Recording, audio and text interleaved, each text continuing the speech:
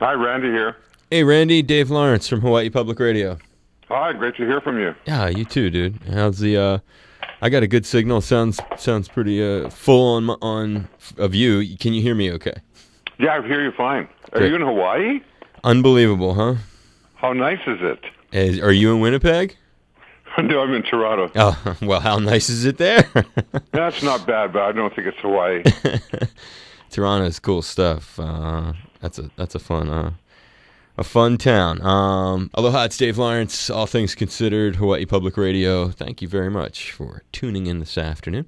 Today we're joined by an artist who is in the unusual role of both musician and radio DJ, but when you hear his voice, it's no surprise he's got that second gig as a DJ. Also an author, he's a producer, he's a father, he's got, I believe, 7 kids. He's a farmer rather than a father. He's raising them over there. And when you hear American Woman, No Sugar Tonight, Let It Ride, Taking Care of Business, lots of other classic rock anthems, you're hearing his work from the Guess Who, BTO, Bachman Turner Overdrive, capturing him live in concert. Every song tells a story. New CD and DVD, we'll hear about that and lots more. Great pleasure to welcome Randy Bachman. Aloha and mahalo, Brother Randy. Hi, aloha. Good to be talking to you. Thank you for taking just a few minutes for us here. I'm thrilled to do this. Great. That's cool, dude. Thrilled to talk to you as well. And when we think about what's your favorite thing going on in your life right now, it just sounds like a lot of good things happening. The live project, the radio work, the book, the kids. What is it? I just had a wonderful 10 days where I absolutely killed myself. Never thought I could pull it off, but I did. I was on a tour with Fred Turner, Bachman Turner. Yep. We had a bunch of gigs, and in between I got asked to be a guest on Peter Frampton's Guitar Circus. With Buddy Guy. With Buddy Guy, which meant every day off where Turner and the guys were laying around, me and my tech would fly into Frampton with Buddy Guy, and we played the Hollywood Bowl last Saturday night with Robert Randolph and David Hidalgo from Los Lobos and Frampton and myself and Buddy Guy. It was absolutely amazing.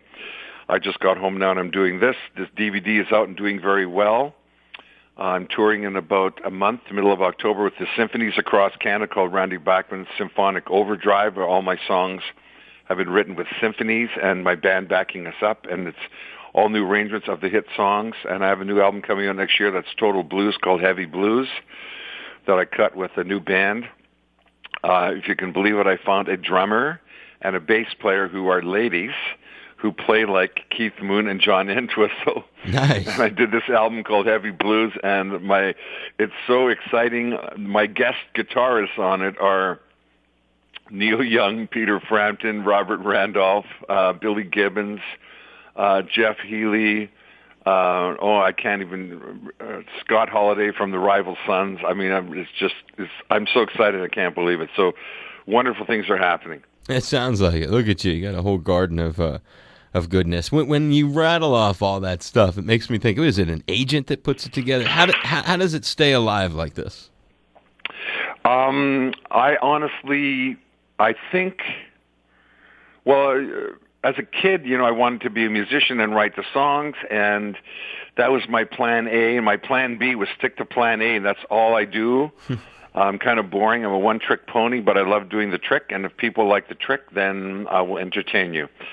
And kind of that's what I'm doing, but the trick gets more amazing because I can't believe the stuff that's happening. I can't believe the reviews I'm getting on this DVD. I mean, it's triple platinum in Canada now, which triggered a release in the UK, Germany, Holland, Sweden, Australia, and the States. I've got 50 or 60 good reviews on this DVD. I haven't had 50 good reviews in my life. Do you know what I mean? There's always somebody who says something negative. These are all like positive, amazing reviews from print guys and radio guys, and I'm stunned by it all. And it's a great. I mean, I'm going to New York for like 3 solid days next week to do all the classic radio and all the press and PR and stuff like that. And I'm kind of stunned at the whole thing that it's taking on a life of its own. I do have a good manager and everything, but you can't make these things happen. They just happen. You don't know when you're going to write a hit song. You suddenly have a hit song. You sit there and go, wow, there was a hit song. What did we do right? What did we do? We want to do it again. We don't know we don't know what we did. We can't do it again.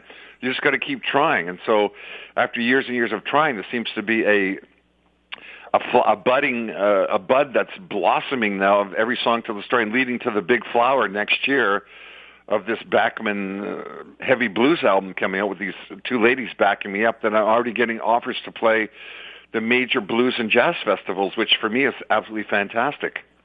So you don't attribute, so I mean, that's great, a great credit. So you think, I mean, you attribute all of this huge cornucopia, if you will, of great things to just a love of songwriting. Well, a love of music and basically not giving up.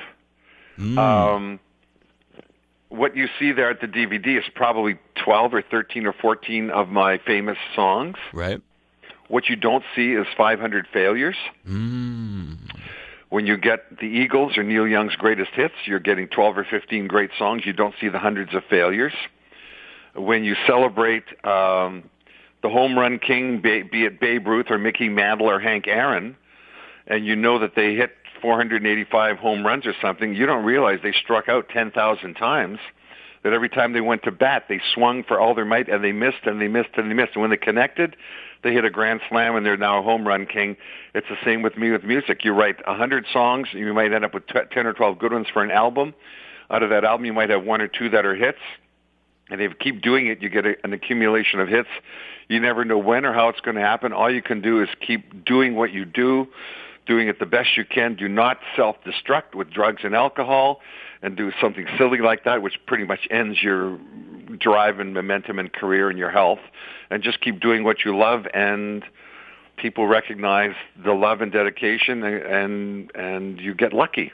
A lot of it is lucky, but lucky is when you're ready for when the opportunity comes and you're prepared. I hear two things, I guess. I'm hearing that it's a lot of tenacity, but also you paint a picture that perhaps it's perception, that your enthusiasm in the way that you succinctly roll together all these wonderful things in your life does not tell the whole story of how much underlying work and struggle went into getting to where you are, sort of. No, and it's a lot of failure, but from the failures, it's like from the failures you learn, the mistakes you learn, and it makes you stronger. That's a great thing to expand on. So, because I was just thinking the exact same stuff in the last couple days, and I'll set it up like last year I lost my mom and my grandma, so it makes me think about a lot of things that I never, in ways perhaps I never thought of it. So when you say that, and that's a great thing, that through and I'm paraphrasing, but I'm hoping you'll expand on it, through failures, through things that did not work out right, sometimes the greatest lessons are potentially learned. Well, I don't think we learn unless there's failure. If everything we did was a success, I don't know. That's not what life is. Not a perfect thing. All you can do is you can't pick your family. You can pick your friends. You can't pick your life circumstance. You can't tell the dealer what cards you want. Or we'd all want 4 aces, right? So the dealer deals you 5 cards, and that's your life. Now you can go through that bluffing and win, which I've done a lot of times. You can see on that CD. You can bluff your way through and win a big pot of money, or win your goal with a good bluff. Or you could be in there just a good, average, solid player, or you can have 4 aces. And like I said, you got to play the cards you've been dealt, and you never know when the other guy's going to throw his cards in and you win. Even if you're sitting there with 2 aces and the guy's got, 2 eights, and he doesn't know that. He thinks you've got 3 of a kind, and he throws, and you've had the tenacity to stay in there. You win the pot because he's thrown in. He doesn't want to up the ante, and you're there ready to go, and you bluff him and you win. And it's like that in sports. It's like that in life. I've lost both of my parents, and as I lose my friends of my own age, I go to a memorial service, and my son says to me, "Guess what, Dad?" And I say, "What?" He says, "You're next." Wow. You know what I mean? And you got to, I guess I'm next. But I'm going to fight this as long as I can. I'm going to get up every day and eat properly and work out and be as healthy as I can. I'm going to live life to the fullest and live for the now and the tomorrow, and live in the moment and make every day count. And when you go through a lot of these self-help programs, it's day by day, step by step, and that's what life is. Yeah, I heard secondhand from somebody who knew someone who swam the English Channel. They said the greatest advice they could share from it was only concentrate on the 3 feet right in front of you. So some of some of what you just said rings very true. And also, you touched on it, but I think it's probably like the great lessons you've already shared with us. Perhaps there's more in this area. Your spiritual beliefs at points have been in conflict with your professional aspirations, at least during the Guess Who years to some degree. How have the rites of passage of life, you kind of mentioned it a little bit, but like kids, having loved ones pass away, how have these things impacted your spiritual understanding, or at least the way that you look at things as a creature in a process here? Well, pretty hard to answer that in one thing. All I can say is you never know. We never know how much time we have here. Nobody really knows. In the blink of an instant, this could be my last conversation with you. Do you know what I mean? Mm-hmm. Something could happen tomorrow. It happens all the time to everybody, everywhere, and it's just kind of what life is. So while you're here, make the best use of each minute and every day, and do not screw yourself up. So many people screw themselves up. They make their time shorter than what it is because they choose to drink and then drive and have an accident, or they do drugs and they kill themselves. You know what I mean? I'm totally against. I've never done any drugs. I've never smoked. Yeah, you sound I don't really drink coffee. I don't drink caffeine. I stopped drinking when I was 24. I'm a healthy guy. I don't take it for granted. I have aches and pains like everybody else. I'm the same age as McCartney or Pete Townsend or Mick Jagger or Neil Young. We're all in our late 60s, pushing 70. Some of the guys are over 70. We fight the fight. We are warriors. Everybody's a warrior. I'm not just a rock and roll warrior. Everybody out there, if they're a plumber, they're a warrior. If they're a father or a grandfather, they're a warrior. You got to get up and fight. Nobody's going to give you a life, and nobody's going to keep you alive. You've got to keep yourself alive. That's some good stuff. That's valuable. Keep moving. Neil Young calls it the shark mentality. Keep moving. Because sharks, if they don't move, they die. They don't have the breathing apparatus that fish have. If sharks don't keep moving, because sharks never sleep. They don't. They have to, or if they're going to go to rest, they have to go where there's a current, because it brings the oxygen into them and through their gills. So it's the shark mentality. Keep moving, or you die. Are there things that when we think about your folks, and maybe because you got really solid values, you sound very awake and coherent, and I bet people who work with you in your band in particular must really appreciate that. Are there things about your approach that you credit to your mom or your dad or both? Well, yeah, they came from the... I was like a war baby, right? Born during the war, like in the 40s, the mid-40s. They saw the Depression. They saw the war. They wanted a better life for their kids. They made sure that at the age of 5, I took music lessons. They didn't have any money. They found the money to give me music lessons. And my choice was not to take music lessons. My choice was, what instrument do you want to play? And then when my brother got to be like 5 and I was then 7, he got his choice of what instrument, what lessons do you want to take? What lessons do you want to take? And you have to play a sport. Pick a sport and play it. Pick an instrument and play it. And my dad worked like mad night and day, and my mom raised 4 boys. And man, all they did was work. So I got that work ethic from them. They did not lay around.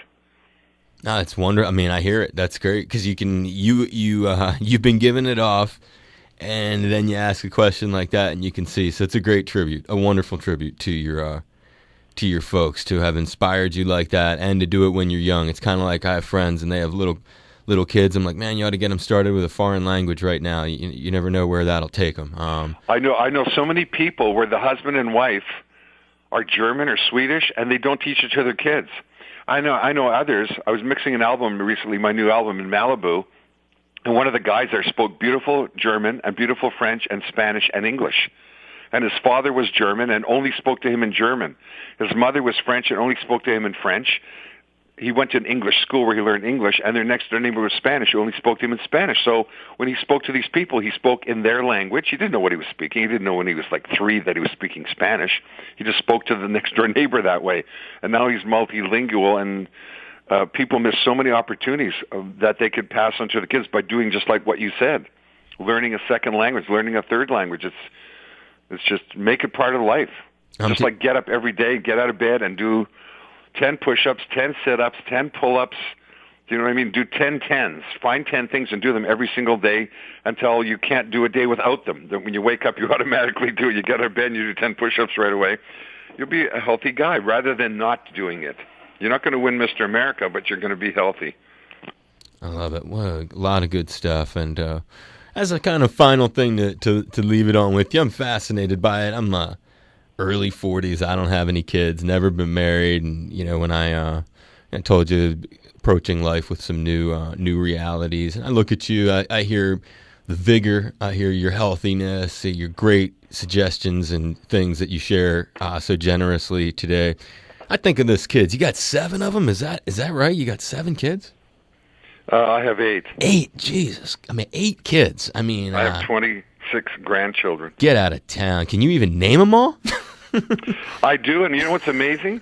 I just played Vegas on last Saturday night with Turner, and my daughter drove with 5 of her grandkids to see me. They sat in the front row, and they rocked out. These are little kids, right? Like from 4 to 12. But they had just been the week before to see McCartney. My daughter took them to see McCartney. They knew all the songs, so they got that Beatles thing they play on the Xbox or something. She's taking them to see Elton John. She's taking them to see Queen, and she's really a good daughter because she's educating them. And the Beethovens of the day are us guys. They're Brian May and Queen and Paul McCartney. Do you know what I mean? That's the music they're going to be celebrating for 50 or 60 years from now, looking back. And so she's taking to see them all, and all this great music is still out there. I would urge all of your fans, you have a chance to go and see I just saw Aretha Franklin. I just saw Mavis Staples. You have a chance to go see them, or go and see Brian May and Queen with Adam Lambert singing. It's amazing. Go and see Tony Bennett, God bless him. He's the last of the crooners alive. He's still out there playing and singing. Go and see these guys. They're treasures, and they're not going to be around that much longer. Is that part of, so I mean, you connect with the one, do you have this musical connection with all the kids, or is it sort of a different one with each? Well, each kid's different. Some of them, as of their age, what I do doesn't mean anything to them until they go and tell their friends' parents who I am, and then suddenly there's just like, why are you so excited over why do they care about having your name, your autograph, your signature? They don't even know what an autograph is. They're too little. Right. Why do they want this? You know, and that kind of thing. Why do they want a picture of you? They don't understand that. Some of them are too little. But they like music, and they see me playing it, and they all play music. I mean, all the kids are like singing, like dancing, and all that stuff. So I love it. I like the way that you pass it on, and obviously the love of music is part of why you do it. You're doing this vinyl tap. You do it every week still? Yeah, it's on CBC Radio. People can Google Randy's Vinyl Tap, CBC Radio. It's on the internet on CBC, and it's on Sirius Satellite, and all over the world. I have about 12 million listeners that send in real mail and email all the time, and each show has a theme. It's 2 hours every Saturday, and it's repeated on Sunday. And each show has a theme, and I play about 50 years of rock and roll. I draw songs from 50 years ago and up to last month, and play Lady Gaga right alongside of Robert Johnson and stuff, and pretty much entertain myself, and luckily the fans, who are called tap heads. My show's called Vinyl Tap, so they call themselves tap heads, and they're entertained as well. So I've been doing that 9 years, and I look back now, it's pretty amazing. Writing about it, you got the books, you got the radio show, you got the tour, and still connecting with Fred, and God bless him, your extensive family, and I really hope that this record is a huge success for you. Every song tells a story. You've got a lot of great lessons to offer, Randy Bachman. I really do appreciate your time today. Hope this wasn't a hassle. No, it was great. Thank you. I'll go one more after you, and then it's 8:30 here. Right. No, I know. It's getting late. I've been doing this since 3. My dinner's waiting. Aloha, it's Randy Bachman with Dave Lawrence, and you are tuned to All Things Considered on member-supported Hawaii Public Radio. Okay, thanks, man.